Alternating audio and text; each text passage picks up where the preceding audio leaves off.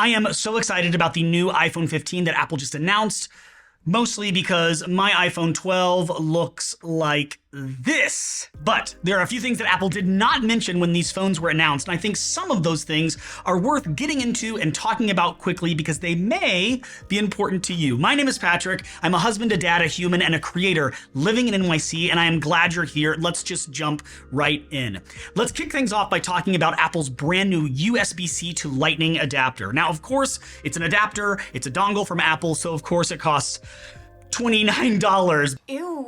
But it's light and it's a really handy accessory, especially because this is probably not your first iPhone. You have a bunch of iPhone cables laying around with that Lightning connection, and the new USB-C on the iPhone 15 isn't going to take those connections. So having this adapter is massively important. However, there is a catch. Inside each box of the iPhone 15s, you'll find a standard USB-C cable.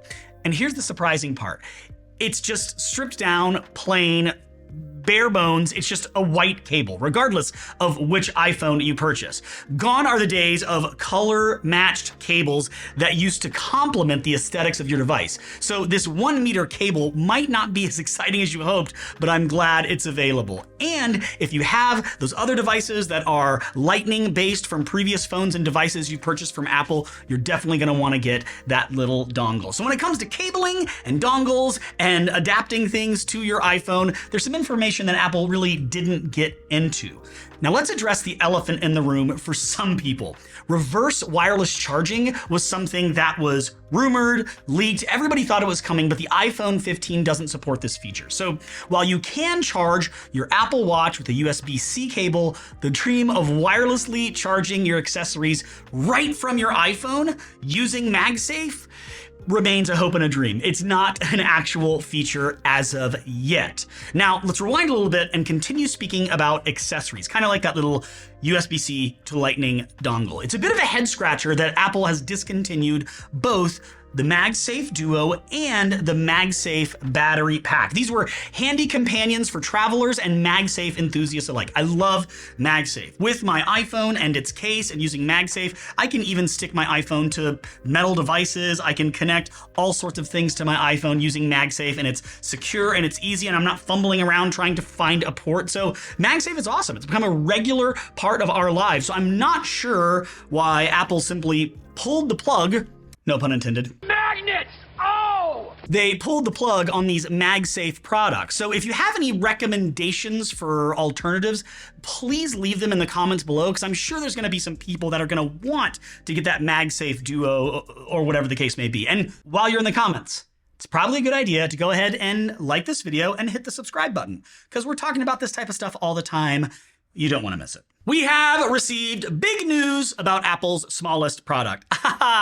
For those of you hoping for an iPhone mini revival, well, you are going to be left waiting, because it is no more. It's been discontinued. And so many people, there was a small community where the iPhone mini really gained traction. For those people that may be waiting for that device to come out, it just didn't with the iPhone 15. So it looks like the small phone lovers among us have to settle for larger devices or move on to a different phone. But there is good news for those of you outside the United States, unless you're someone outside the United States that wants the iPhone mini, because it just doesn't exist. If you're outside the United States, the physical SIM tray is still a part of the iPhone 15. So there's no global shift to eSIM just yet. And this is particularly great for travelers who prefer the flexibility of physical SIM cards that they can switch in and out of their phones depending on what country they find themselves in. So it's still available, not a global switch to eSIM yet. Great news. Wow. We never talk about Wi-Fi unless we're complaining. Wi-Fi tends to just work on our devices. However, the iPhone 15 boasts a new feature, significantly improved Wi-Fi capabilities that they did not talk about at the September event. And it's thanks to the inclusion of Wi-Fi 6E. This is the latest Wi-Fi standard, and it aims to reduce congestion on other parts of the spectrum, which is going to ensure you smooth and fast connection for all your devices. So additionally, Thread networking is now built into the iPhone 15, promising seamless integration with smart home devices for a better home automation experience. We have seen the blow up of home automation over the years, and having this feature added to the iPhone 15 should be celebrated. I'm a huge smart home guy. I like that type of stuff. So these features being added and speedier Wi-Fi really speaks to me. On the performance front, we always talk about the performance of these phones when they're being announced, but for those of you considering the iPhone 15 Pro or Max, there's great news on performance. These models come equipped with a generous 8 gigabytes of RAM. Now that's not only a lot of RAM, but it's also a substantial increase, a 2 gigabyte increase compared to the iPhone 14 series. So this boost, this muscle, this RAM further solidifies the appeal of the Pro models, setting it apart from the standard iPhone 15. So if you're considering the cost of purchasing one of these phones and performance or longevity or future-proofing yourself is really a concern, you don't plan on getting a new phone every couple of years, you really want to consider going to that Pro model because it has that more RAM, which is going to give you more muscle down the line. And I would say, like I said, future-proof your phone a bit longer. If you're thinking, I'm someone that does get a new phone every couple of years. How's bragging camp going? I mean, maybe that performance, maybe those speed boosts, or maybe the longevity isn't a super huge concern for you. So it's something to consider, and it wasn't talked about at the event. One thing that is talked about at every Apple event whenever they release a device, a portable device that is battery life. And during the keynote, Apple simply mentioned the iPhone 15 offers the same all-day battery life as the iPhone 14. For those of us who follow these things closely, your eyebrows and your ears probably went up a little bit. Is it truly the same? Is it worse? We'll need to wait for real-world tests to find this out, unfortunately, because once you get a phone out of the box, the battery's always great. Well, generally, the battery is great, but over time, you'll see that battery deteriorate. So we're gonna have to see in the real world if this truly stands the test of time. But there's this cool new feature that could help, or should help, with battery longevity. Apple is introducing the ability to limit how much you charge your phone. So similar to electric cars like Rivian and Tesla, you'll be able to set your phone to charge only to a certain percentage, like 70 or 80%.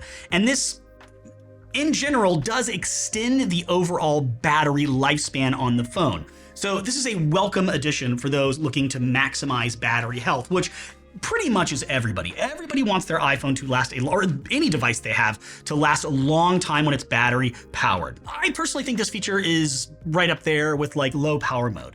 The ability to use your device longer with the amount of power that it carries is extremely important. These devices aren't just fun toys anymore. Of course, they're what we do business on and communicate with. So it's really important that we have them throughout the day. Here's one more thing that wasn't mentioned that should be mentioned in my opinion. During the event, Apple didn't talk much about the exciting, satellite features coming to the iPhone lineup, but this is some really cool stuff is in here. The roadside assistance feature is available not only just on the iPhone 15, but also on the iPhone 14 models when iOS 17 launches. So it's impressive how Apple will continue to add new satellite capabilities, which include safety, location, things like that, to their devices, but making not only the iPhone 15, but even, a previous model, making their devices even more versatile and safe. I think that's super important. And I gotta say, again, I am just so jacked about upgrading this phone. I am so excited to get the iPhone 15, and those are some features that